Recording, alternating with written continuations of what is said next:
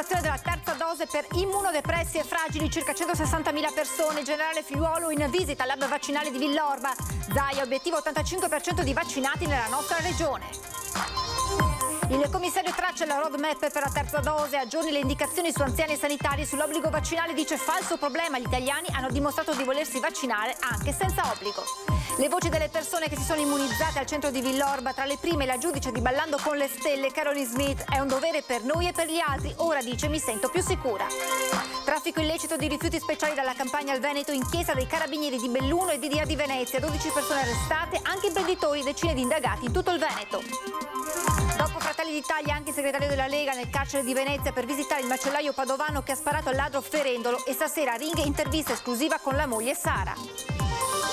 2 massi sono precipitati stanotte sulla regionale 203 a Gordina. Fortunatamente in quel momento la strada era deserta, tratto bloccato e disagi al traffico in mattinata. Il bilancio del turismo balneare 2021, soddisfazione degli albergatori con dati al di sopra delle aspettative. Dopo un inizio stentato, i 3 mesi centrali hanno fatto registrare presenze migliori che nel pre-Covid. Buonasera e ben ritrovati con l'edizione regionale dei nostri telegiornali. Dunque questa mattina nel lab vaccinale di Villorba sono partite le somministrazioni delle terze dosi di vaccino anti-Covid in tutta la nostra regione.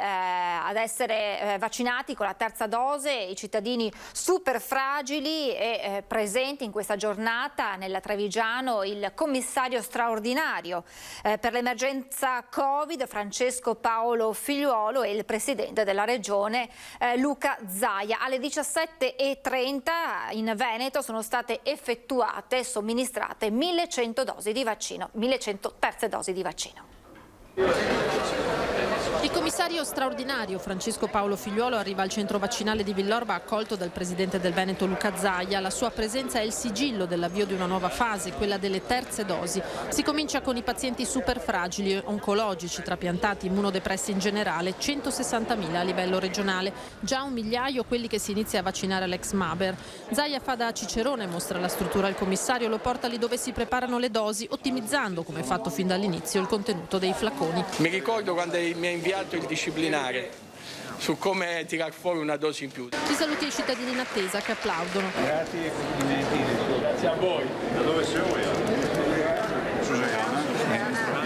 Il Veneto è pronto a somministrare la terza dose, cosiddetta booster, anche ad altre categorie come anziani e sanitari. Da qui la richiesta di Zaia al commissario. Noi vorremmo iniziare anche con le terze dosi per i grandi anziani, definiamoli così, gli over 80, i sanitari, perché stiamo parlando di persone che comunque hanno avuto in molti casi la loro prima inoculazione dal 27 dicembre 2020. Nei prossimi giorni si darà presumibilmente il via libera per l'RSA, gli over 80 e i sanitari che sono in prima linea. EMA ed FDA non hanno autorizzato la terza dose, ma per Figliuolo non è un problema. Non c'è bisogno di EMA ed FDA per la terza dose, noi abbiamo i nostri sistemi, c'è l'AIFA e quindi ci siamo abbiamo visto cosa fanno i paesi europei che sono vicini a noi e che ci fanno da riferimento, come la Francia o la Germania, cosa si fa al di là dell'Atlantico, cosa ha fatto UK, cosa ha fatto Israele. La comunità scientifica ha dato le indicazioni. Altrettanto netta la posizione rispetto all'obbligo vaccinale. Io direi che in questa fase siamo all'82%, fra un po' andiamo avanti.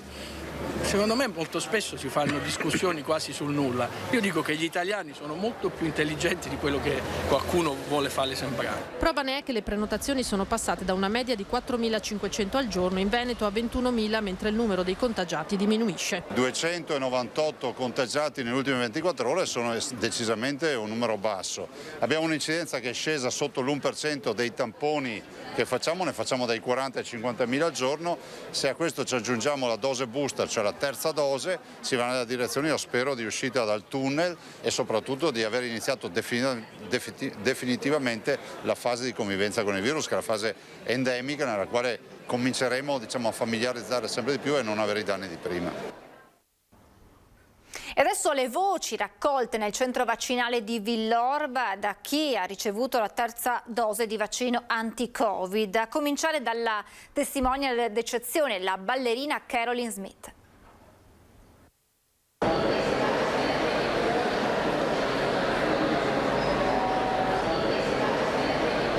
La ballerina Caroline Smith, padovana di adozione, giurata di Ballando con le Stelle, testimonial della terza dose di vaccino. La riceve con accanto il presidente del Veneto Luca Zaia e il commissario straordinario per l'emergenza Francesco Paolo Figliuolo. Si sente più sicura adesso?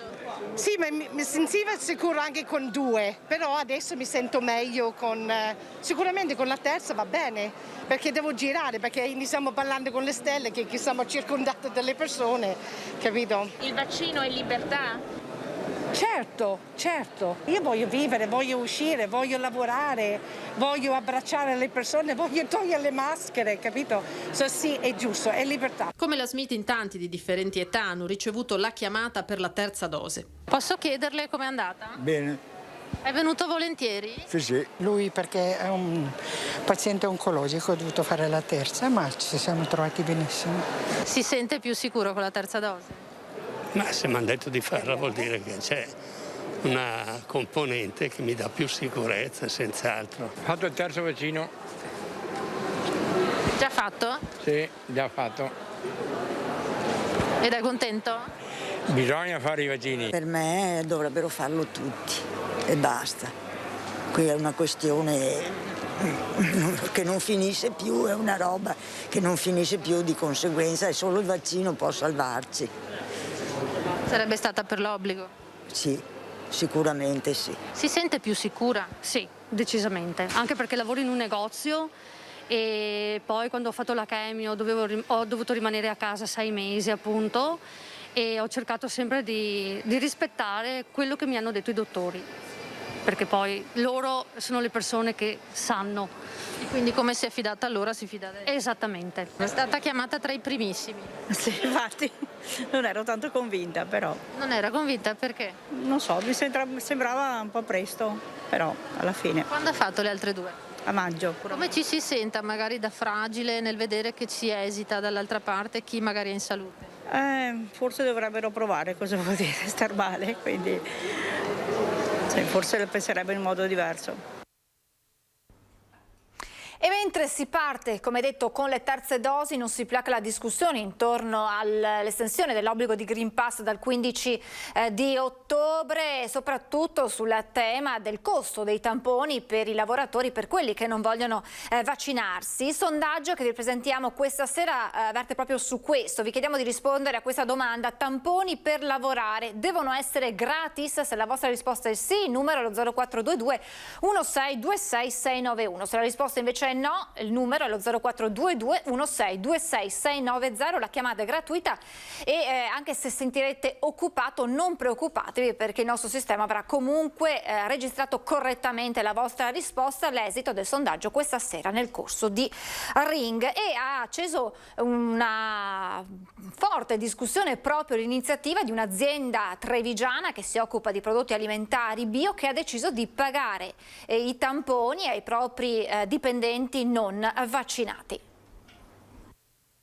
La posizione di questa azienda è una posizione del tutto, per carità, rispettabile, perché ognuno a casa sua fa quello che vuole, ha disponibilità per pagarsi i tamponi, bene a questa disponibilità, però non vorrei che venga magari sfruttata come una presa di posizione da parte di qualcuno del mondo dell'impresa a favore di chi è contrario al Green Pass, di chi è contrario alla vaccinazione. Questa è la considerazione del presidente di Unioncamere Veneto Pozza di fronte alla scelta della dirigenza di Ecor Natura Sì, azienda di San Vendemiano che si occupa di prodotti alimentari biologici, di pagare i tamponi ai dipendenti che non intendono vaccinarsi, alla luce dell'estensione dell'obbligo Green Pass a tutti i lavoratori a partire dal 15 ottobre. La certificazione verde, dice Pozza, è un primo passo, sperando di arrivare all'obbligo vaccinale, altrimenti, aggiunge, da questa pandemia non se ne esce in un momento poi di ripresa economica. Vacciniamoci in modo tale da mettere in sicurezza noi per primi, la nostra famiglia, il nostro posto di lavoro e soprattutto la possibilità di avere un reddito, la possibilità di mantenere la nostra famiglia, perché l'economia tira. L'invito ad immunizzarsi arriva anche dal direttore generale dell'USL 2 Benazzi, che a proposito della scelta dell'azienda biotrevigiana dice: Credo sia anche, lo dico a loro, un brutto segnale per chi va a comprare da loro, perché indubbiamente io, se vado in un negozio, se vado a prendere anche cose alimentari, gradirei che quello che ovviamente mi fornisce gli alimenti fosse vaccinato. Il presidente Zaia sul tema tamponi per i lavoratori parla di una partita da affrontare a livello nazionale, ricordando le richieste dei governatori di rivedere i prezzi dei test. Abbiamo anche chiesto non solo di diminuire i prezzi dei tamponi, ma addirittura di prolungare la durata, quindi non le 48 ore ma pensare alle 72 ore. Questi potevano essere già due elementi per attutire il peso, visto e considerato che stiamo parlando di tamponi a persone che magari potrebbero vaccinarsi e decidono di non vaccinarsi. È una libertà vaccinale, va rispettata, in presenza comunque di un servizio vaccinale che è gratuito. Sulla vicenda invece dei test pagati dall'azienda di San Vendemiano ai dipendenti, il presidente aggiunge: E questa è una forma sicuramente che poi organizzata porta un risparmio, perché se hai massa critica e tanti lavoratori probabilmente riesce anche a gestirla in maniera più agevole. La verità è che io spero che questo periodo finisca velocemente, non se ne esca con queste due fazioni sì, no, perché non ha nessun senso uscire dalla società spaccata a metà. Voltiamo pagina, andiamo a Venezia, dove nel pomeriggio è arrivato Matteo Salvini per far visita in carcere a Walter Onichini. Sta male ed è stato anche minacciato da dei detenuti. Parlerò con il ministro Cartabia e con il capo dello Stato, ha detto Salvini, affinché gli venga concessa la grazia. Ore 15:10, carcere di Santa Maria Maggiore, Venezia. Il segretario della Lega, Matteo Salvini, arriva in motoscafo, saluta i cronisti e va diretto a trovare Walter Onichini. Vado a parlare solo con Walter, quindi prima ci parlo e poi parlo con voi, così almeno in base a quello che sento racconto. Walter Onichini, 39 anni, accusato di tentato omicidio per aver sparato e ferito un ladro, un trentenne albanese, sorpreso in casa nel 2013, condannato in primo e secondo grado a 4 anni e 11 mesi di reclusione. Si trova in carcere in isolamento perché avrebbe subito diverse minacce da alcuni detenuti. Così Salvini dopo l'incontro con lui. Se gli dicono Onichini sappiamo cosa hai fatto e l'aggressore non era un veneziano doc, e ci siamo capiti, ovviamente a minacciare sono purtroppo dei cretini, e in questo caso dei cretini stranieri. È pieno di cretini italiani, in questo caso in carcere ci sono più cretini stranieri e quelli che minacciano sono cretini stranieri. Pesanti e provate le condizioni di salute di Onichini, motivo per il quale si farà portavoce della grazia da chiedere al capo dello Stato Mattarella, spiega il segretario della Lega. Conto che passi meno tempo possibile in carcere, che possa tornare a casa il prima possibile. Domanda di grazia e poi un sostegno economico, anche perché, ripeto, i mutui non aspettano i tempi della giustizia italiana, quindi come Lega interveremo direttamente e speriamo che tanti altri facciano lo stesso. Siamo nel semestre bianco, però nell'attesa chiederete magari un provvedimento per i domiciliari? Andrò a parlare direttamente sia col ministro Cartabia che col presidente Mattarella, perché ne vale la pena. No, non è una questione politica o partitica, è la questione di un padre di famiglia di 41 anni che dovrebbe stare a casa con la moglie e i figli e non in carcere. La cronaca adesso, traffico illecito di rifiuti dalla Campania al Veneto, maxi operazione dei Carabinieri di Belluno. 22.000 tonnellate di rifiuti speciali sono transitati per lo smaltimento negli ultimi 2 anni dalla Campania al Veneto, un traffico illecito messo in piedi da faccendieri senza scrupoli con il benestare di imprenditori veneti. È un'indagine imponente e nuova anche a livello nazionale, quella svolta dai carabinieri del nucleo investigativo del Comando Provinciale di Belluno in collaborazione con il gruppo forestale sotto la direzione della Procura Distrettuale Antimafia di Venezia. E la dinamica riscontrata in effetti ci sembra nuova anche a livello nazionale. Abbiamo un passaggio di rifiuti dal sud verso il nord, probabilmente dovuto alla forte attenzione che c'è stata nelle regioni del meridione verso questo fenomeno. 12 le ordinanze di custodia cautelare eseguite dalle prime ore di stamani, delle quali una nel Bellunese, una nel Padovano, 3 nel Vicentino e una nel Trevigiano. Tutti a vario titolo sono ritenuti responsabili di associazione per delinquere finalizzata al traffico illecito di rifiuti e false fatturazioni. Altre 10 persone sono indagate perché responsabili di condotte analoghe ma ritenute meno gravi. Abbiamo messo alla luce un network dello smaltimento dei rifiuti con personaggi ben ben definiti, soprattutto nel mondo imprenditoriale e manageriale di questo settore e di settori affini come può essere quello della lavorazione delle plastiche. Plastic Connection, così è stata chiamata l'operazione, nasce a fine maggio 2019 dopo l'ennesima indagine sullo smaltimento dei rifiuti in discariche abusive che coinvolse la SAP di Fonzaso. Ci siamo accorti che presso alcune aziende del Veneto venivano accumulate una quantità di rifiuti abnorme rispetto alle deleghe che avevano per poter depositare questi rifiuti. Abbiamo calcolato che circa 22.000 tonnellate di rifiuti sono state trasportate e smaltite illegalmente nel territorio veneto. Per dare un'idea di quanto siano 22.000 tonnellate, basta pensare a Piazza San Marco ricoperta di rifiuti per un'altezza di 5 metri, una coda di tir per circa 7 chilometri. Tra gli arrestati c'è il sovramontino Alessio Dalla Santa, che anche stavolta ha un ruolo chiave nell'indagine, che ha messo i sigilli a 3 siti, oltre alla SAP di Fonzaso, la Emirates di Cartigliano in provincia di Vicenza e la Resines di Cavaso del Tomba nel Trevigiano.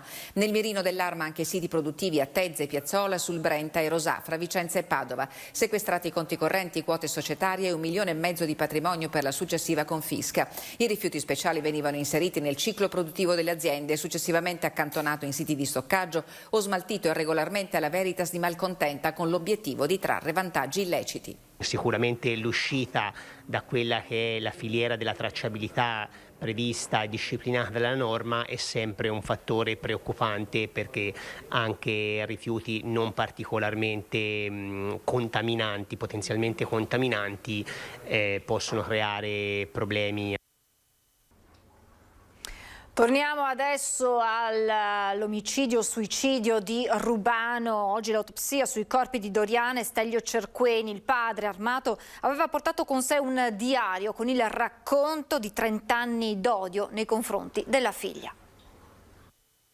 Nel suo diario dell'odio tutte le risposte di una tragedia. Stelio Cerqueni l'aveva portato con sé insieme alla pistola carica ed altri proiettili di riserva. Chissà da quanto tempo stava pianificando di uccidere la figlia Doriana, un rancore covato per oltre 30 anni da quando la figlia se n'era andata da Monfalcone per sposare il suo ex socio e a trasferirsi con lui a Rubano per gestire la loro attività di famiglia.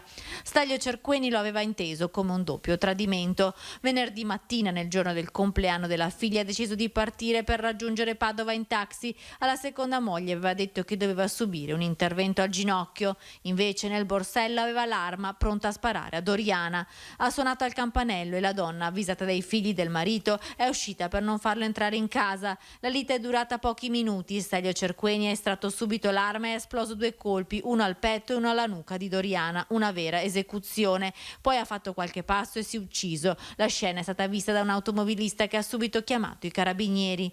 Odio e rancore i moventi principali, ma forse anche il tremendo sospetto che l'anziano avesse pianificato il delitto per poter lasciare l'eredità alla moglie invalida. Oggi il magistrato affiderà l'incarico per eseguire le autopsie sui corpi di Doriana e Stelio Cerqueni. La data dei funerali della donna non è ancora stata fissata.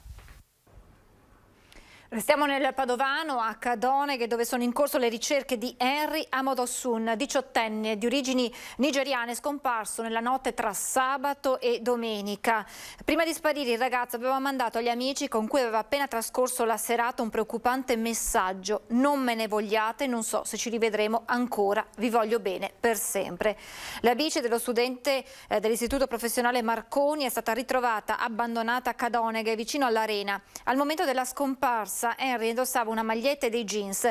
Le ricerche sono riprese nelle sommità arginali di Padova e Cadoneghe. In questo momento un nucleo di sommozzatori e un'imbarcazione dei vigili del fuoco stanno battendo il fiume Brenta. 2 massi da circa 1 metro cubo ciascuno sono precipitati sulla regionale 203 Agordina tra Agordo e Ponte Mas. Il distacco si è verificato attorno alle 3 della scorsa notte e fortunatamente in quel momento la strada era deserta. I 2 massi hanno superato le reti di protezione. Uno è caduto al centro della carreggiata, l'altro si è fermato sulla banchina di valle. La strada è stata immediatamente chiusa al traffico con deviazioni sulla provinciale della Valle del Mis. Disagi questa mattina all'ora di di punta con lunghi incolonnamenti. In nottata hanno operato i vigili del fuoco con le foto elettriche in attesa delle prime luci dell'alba, quando sono arrivati i rocciatori che hanno verificato le condizioni della parete. L'opera di disgaggio appare più complicata del previsto. La 203, chiusa per quasi tutto il giorno, è stata riaperta a doppio senso di marcia dalle 18:30 di stasera sino a domani alle 8:30. Da domani poi chiusura dalle 8:30 alle 13 e dalle 14:30 alle 18. Parliamo adesso di turismo balneare veneziano, già tornato ai livelli pre-Covid. Ad agosto il tasso di occupazione degli alberghi ha addirittura superato quello del 2019. È andata meglio del previsto la stagione estiva sul litorale veneto, iniziata a rallentatore col peso dell'incognita Covid a maggio e giugno, dove però i fine settimana registravano già affluenze altissime, ha raggiunto a luglio e agosto livelli addirittura superiori al pre-pandemia. Complessivamente, contando anche la prima parte di settembre, la percentuale di occupazione delle strutture ricettive della costa veneta nell'estate 2021 si attesta al 73%. Ad agosto il picco, con un trionfale 91% che supera di 5 punti il dato 2019, praticamente tutto esaurito. Indubbiamente abbiamo avuto una percentuale interessante di ritorno anche del mercato estero quest'anno rispetto al 2020. Il 2021 ha visto tornare sulla costa veneta, in particolare anche sul lago, gli austriaci ed i tedeschi, che era un mercato assente nel corso della stagione 2020, e questo è un segnale estremamente positivo. Tra l'altro si è sommato ovviamente alla percentuale di clienti italiani. Sul fronte anticontagio le località balneari venete partivano forti dall'esperienza messa in pratica l'estate scorsa. Un sistema che ha comunque dovuto risolvere nuovi problemi, tutt'altro che facili, come quando da Berlino è arrivato l'obbligo di tampone negativo per le migliaia di turisti tedeschi che dovevano rimpatriare. Probabilmente anche un settore nostro è un territorio che comunque riesce sempre a essere attrattivo e che forse ha affrontato questa pandemia, questo periodo difficile, garantendo sicurezza e la possibilità di fare vacanze in serenità. E già l'anno scorso l'abbiamo dimostrato, infatti quest'anno quando si era iniziato a discutere delle riaperture per l'estate e si paventavano misure ulteriormente restrittive, balzelli, orpelli, eravamo preoccupati di questo, sapendo di aver garantito l'anno prima condizioni ideali per poter fare vacanza. Se oltre ai turisti italiani la costa ha potuto contare sulla tradizionale e massiccia presenza mitteleuropea, della stessa fortuna non ha potuto godere una destinazione forte come Venezia, che lavora parecchio anche grazie al turismo intercontinentale, e per quello probabilmente si dovrà aspettare ancora. Siamo in chiusura, vi ricordo questa sera a partire dalle 21:15 l'appuntamento con Ring. Abbiamo parlato nel corso di questo telegiornale della vicenda di Walter Onichini, che oggi ha ricevuto la visita di Matteo Salvini. Ebbene, nel corso di Ring ascolterete l'intervista esclusiva realizzata con la moglie di Walter Onichini, Sara Scolaro, e poi ospiti Vincenzo Forte di Fratelli d'Italia, Alberto Villanova della Lega, Andrea Ferrazzi del Partito Democratico e Marco Bonet del Corriere del Veneto. Appuntamento dunque questa sera a partire dalle 21:15 con Ring su Antenna 3. È tutto per questa edizione, vi lascio come sempre alle previsioni del tempo. Grazie per essere stati con noi e buona serata.